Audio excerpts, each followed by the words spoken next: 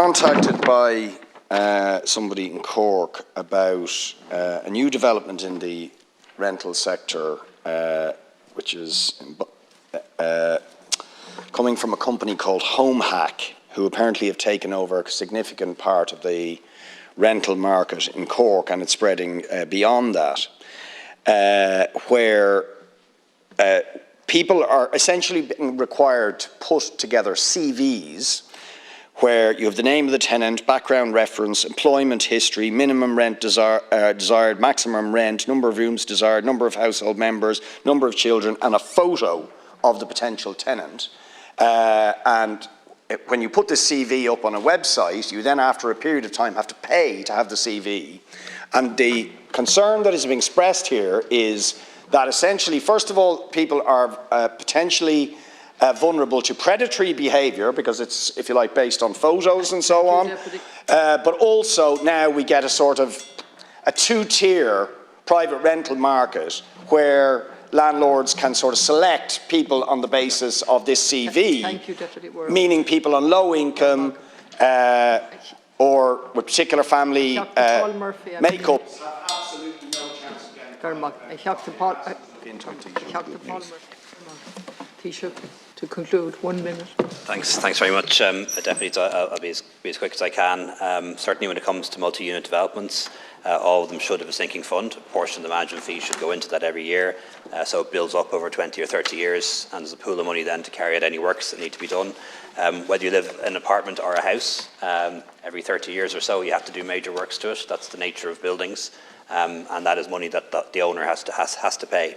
In terms of the Act's review, I don't know the timeline on that, but I will check with Minister Bryan and come back to Deputy Callan on it. And similarly, I'm not familiar with HomeHack, but we will ask the RTB to look into it. In terms of any tax package for small landlords in the budget, again, no budget decisions made on this, but any time we bring in a tax incentive or tax concession, it is done for a reason. We brought in the rent credit in the last budget, for example, which means that somebody renting pays less income tax than somebody earning the same amount of money but pays their mortgage or owns a house. And we did that in recognition of the very high rents that people have to pay. But I have expressed the view, and I express it again, that if there is any tax concessions for small landlords, it must be linked in some way to benefits for the tenants as well. It can't be just about the landlord. I agree with Deputy Durkan and others in terms of housing progress being welcome, but still too slow. And we are increasingly using modern methods of construction. We have the new Construction Technology Centre driving that, and also the training centre in Mount Lucas. And I'm a big supporter of modular builds and modern methods of construction, but we also need to be realistic. The promise of them being cheaper and a hell of a lot quicker has never really been realised.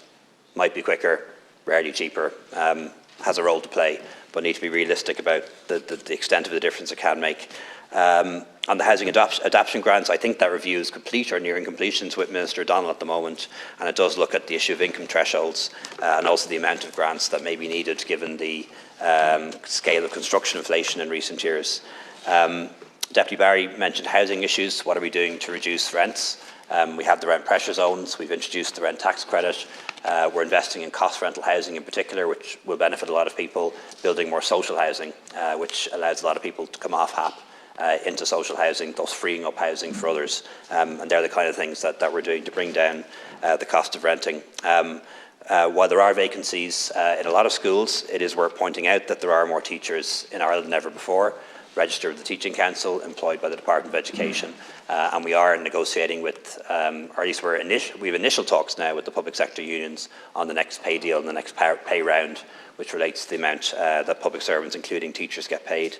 And then finally, I just want to join with Deputy The Hart in welcoming the progress made by South Dublin County Council in acquiring 99 houses from landlords under the tenant in situ scheme. I think it's a very good scheme. It means that people who have been maybe on HAP or on RAS for a prolonged period of time can become regular social housing tenants, and glad that that's really taking off, not just in South Dublin but all over the country.